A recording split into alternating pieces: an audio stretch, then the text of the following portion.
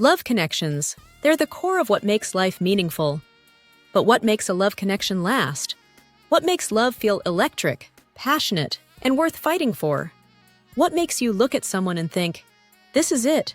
This is who I want beside me for the rest of my life. It's not just about attraction or shared interests. It's about the unspoken moments, the way they make you laugh when you're falling apart, the way they challenge you, the way you feel completely yourself with them. It's about trust, desire, and the choice to stay, even when things get hard. A great love story isn't perfect, it's real. It's messy, raw, and sometimes painful. But when it works, it's the most powerful thing in the world. The love connections in Sex and the City and its reboot, and Just Like That, feel like they exist in two different universes. In Sex and the City, love was messy, exhilarating, frustrating, and deeply human. It captured the raw reality of dating, heartbreak, passion, compromise, and the push and pull of relationships that felt painfully real. The chemistry was undeniable, even when things fell apart. Hi, and welcome to Timeless New York City.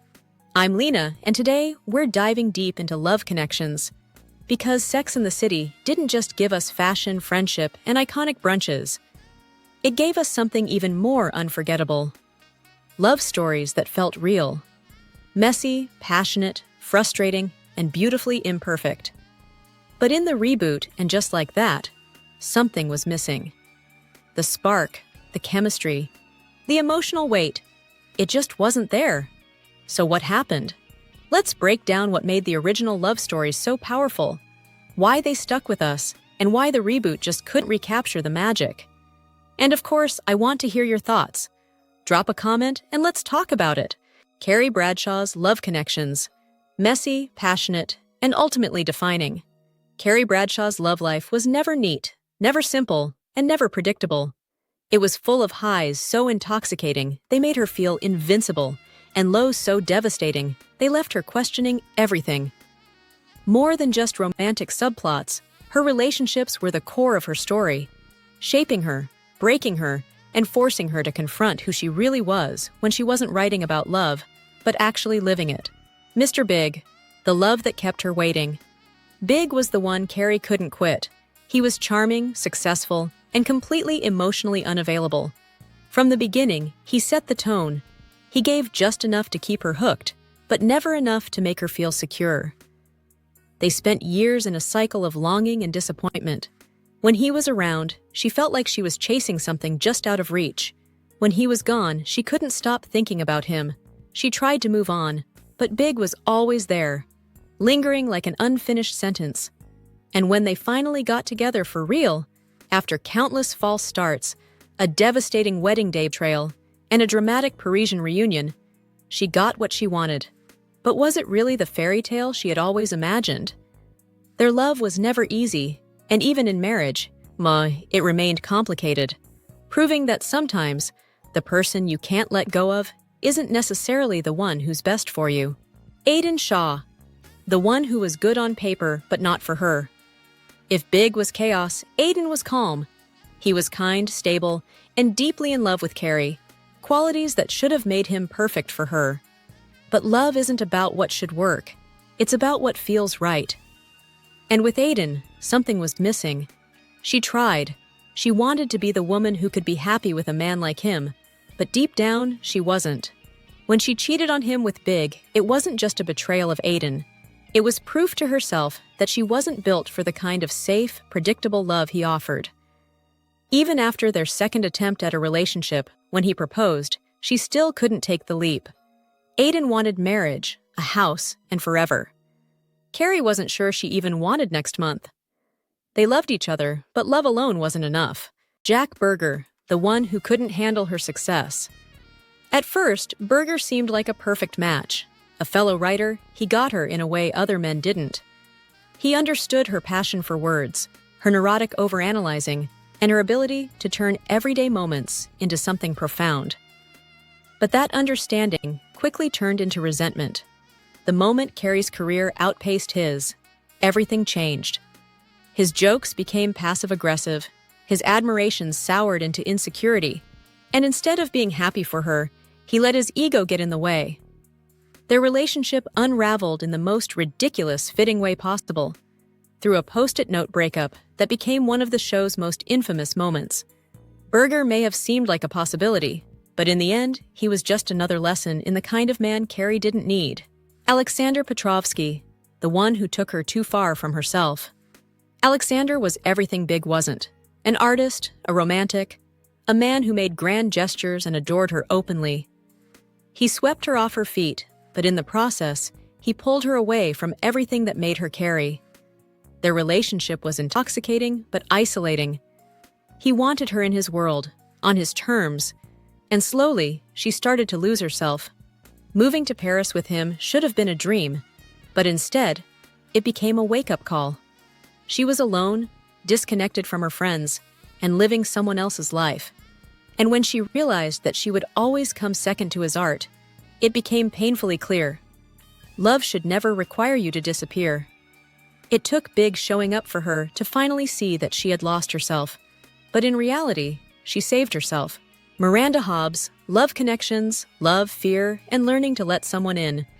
Miranda wasn't the type to believe in fairy tales. She was practical, independent, and deeply skeptical about love. Where Carrie was a hopeless romantic, Miranda was a realist, sometimes to a fault. She wanted connection, but she also feared losing herself in a relationship.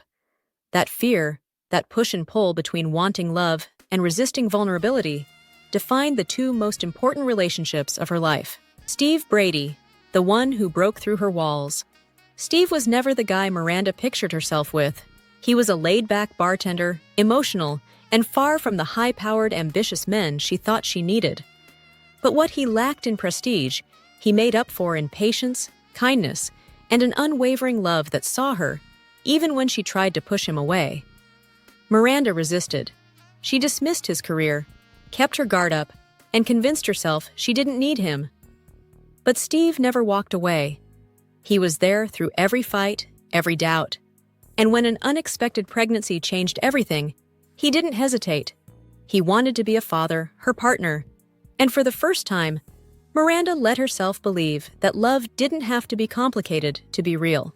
Dr. Robert Leeds, the one who almost changed her mind. Robert was everything Miranda thought she wanted.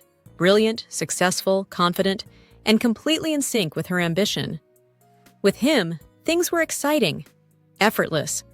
And for once, she felt like she had met someone who matched her pace. But Steve had given her something deeper: stability, family, and a love that didn't need proving. At Brady's first birthday party, reality hit. Surrounded by friends, family, and the life she had built with Steve, she looked at him. And suddenly, Robert didn't matter. There was no grand moment, no dramatic decision, just the quiet truth. Love isn't about who looks perfect on paper. It's about who stays, who shows up, and who feels like home. Charlotte York's love connections, chasing perfection, and finding something real. Charlotte York always believed in love. Not just any love. Storybook, sweep you off your feet, fairy tale romance. She spent her life searching for the one, convinced that if she followed the rules, played the part, and waited patiently, her prince would arrive. But love isn't about checklists or perfection. It's about honesty, chemistry, and choosing the right person, not the perfect one. And it took Charlotte 2 great loves to figure that out. Trey McDougal, the dream that was never real. Trey was everything Charlotte thought she wanted: handsome, wealthy, and straight out of a classic romance novel. When he proposed at Tiffany's, it felt like a fairy tale, but their chemistry never made it to the bedroom, despite Charlotte's efforts.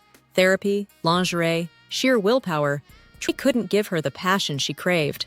Worse, she realized she had married the idea of a perfect life, not the man in front of her.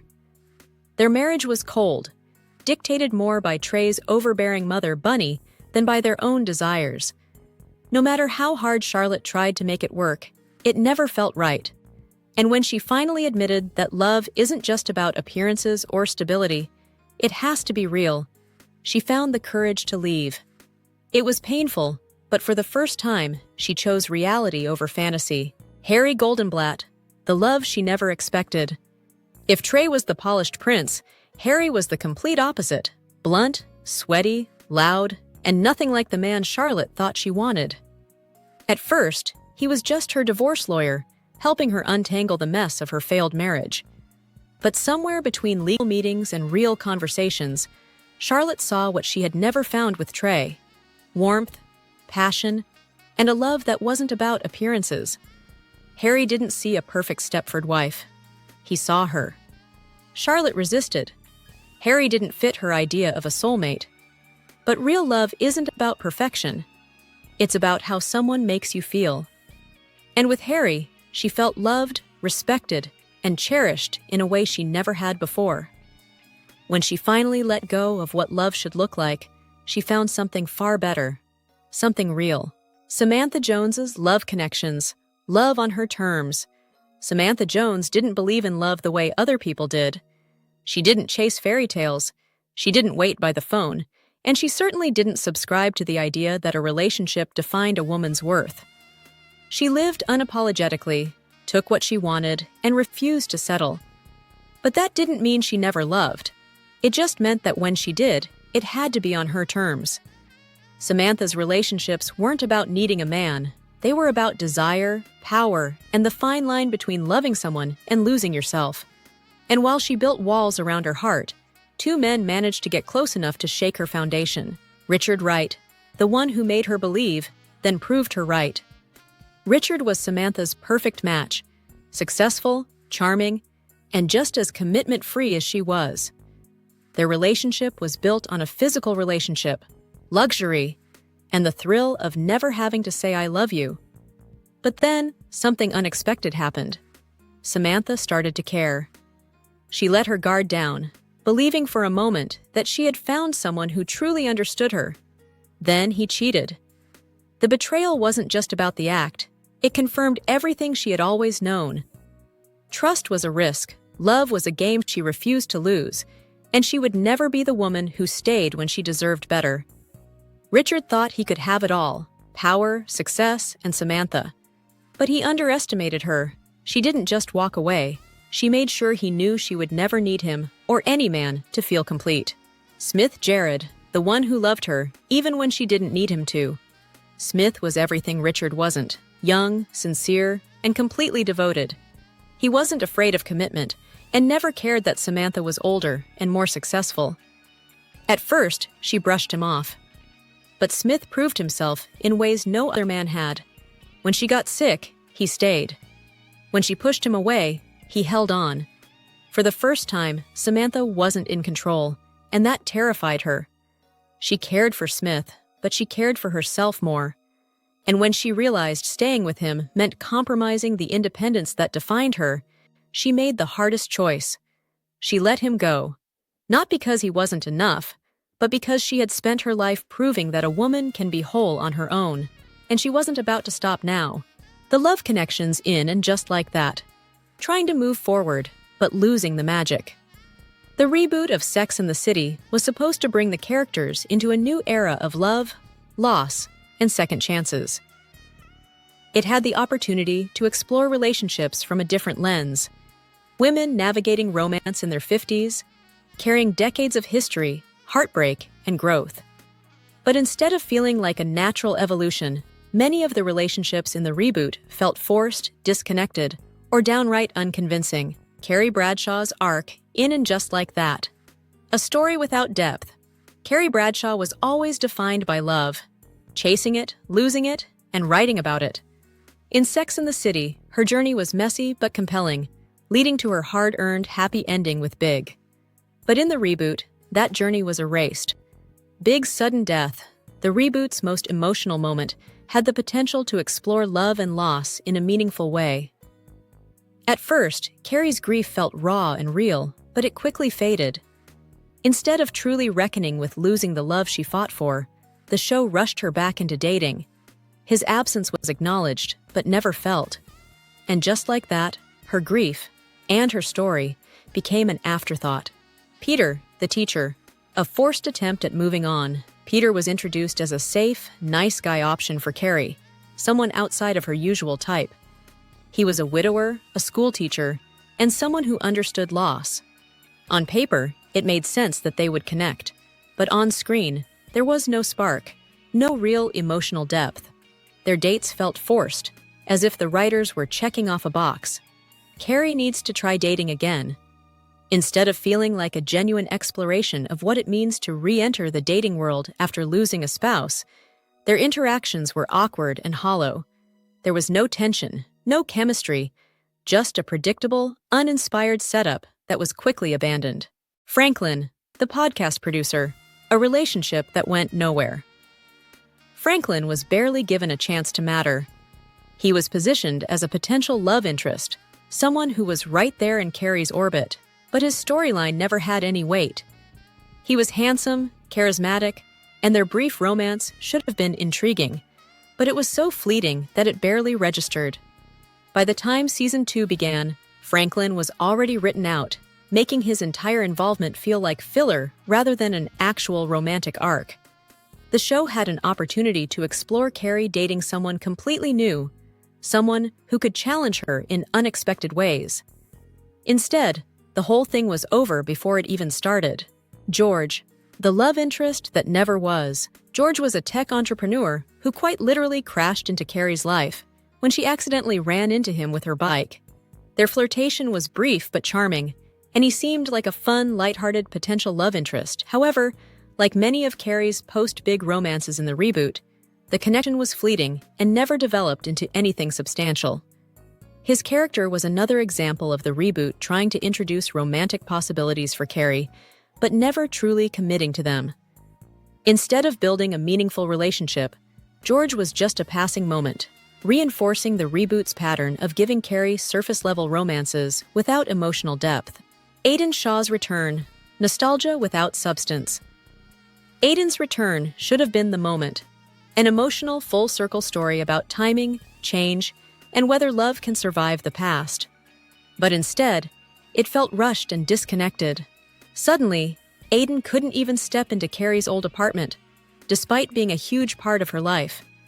Their rekindled romance was intense but unearned, as if the writers were forcing a grand love story without the groundwork.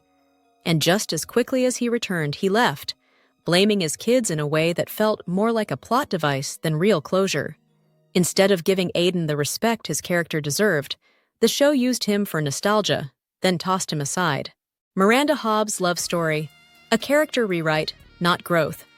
Miranda was always the most grounded one of the group, logical, ambitious, and uninterested in grand romantic illusions.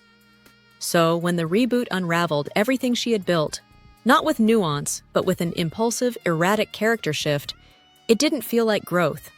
It felt like a betrayal of who she had always been. Che Diaz, a relationship that didn't feel earned. Miranda's biggest transformation came through Che Diaz, a comedian and podcast host who became her catalyst for change. Their relationship was meant to be an awakening. Miranda stepping into her true self in her 50s, but instead, it felt rushed and disconnected from the woman we knew. She cheated on Steve, not in a moment of deep realization, but in a scene that felt careless and uncharacteristic. Instead of an organic journey of self-discovery, Miranda's choices came off as reckless and poorly thought out. Steve Brady, a fan favorite done dirty. If Miranda's arc was frustrating, Steve's treatment was downright heartbreaking. He wasn't just her husband.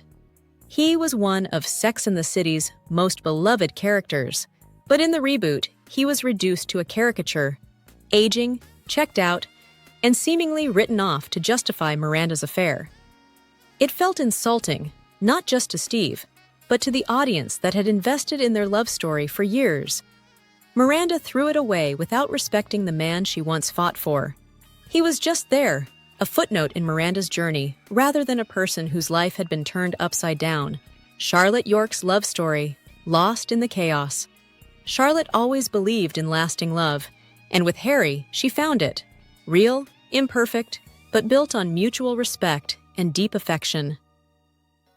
Their marriage was one of Sex and the City's strongest, proof that love isn't a fairy tale, but a daily choice. But in the reboot, that love became an afterthought. Harry was still there, still supportive, still devoted to Charlotte. But their relationship faded into the background. The small moments that once made them special, Their humor, passion, and unwavering support were replaced by Charlotte managing everyone else's chaos. In the end, Harry wasn't part of her journey, just there, a footnote in a love story that once had so much heart. Sex and the City thrived because its love stories felt real, messy, complicated, and deeply personal. Even when relationships fell apart, they had weight, chemistry, and meaning. Love wasn't just about romance. It was about self-discovery, heartbreak, and the choices that define us. The characters made mistakes, fought for love, and sometimes had to walk away, but every relationship left a mark. The show didn't rush love. It let it breathe, evolve, and unfold in ways that made us feel every high, every low, and everything in between. And just like that, lost what made Sex and the City special. The love stories felt rushed, hollow, and disconnected from the characters' emotional truths. Carrie's romances lacked passion, Miranda's transformation felt forced, and Charlotte's marriage faded into the background. By sidelining Steve and erasing Samantha, the show lost the balance that once made these relationships so compelling. Instead of telling authentic stories, the reboot focused on reinvention over depth, making love feel more like a plot device than something real. The result? A series that moved forward but forgot how to make us feel. Let's be real. And just like that, had the chance to take Sex and the City to a deeper, more meaningful place, exploring love, loss, and second chances in a way that felt real. Instead, it seemed more focused on reinvention than authenticity, stripping away the messy, passionate, unforgettable love stories that made the original so iconic. And don't even get me started on the moment Carrie told Miranda she was considering that choosing big might have been a big mistake. I nearly lost it.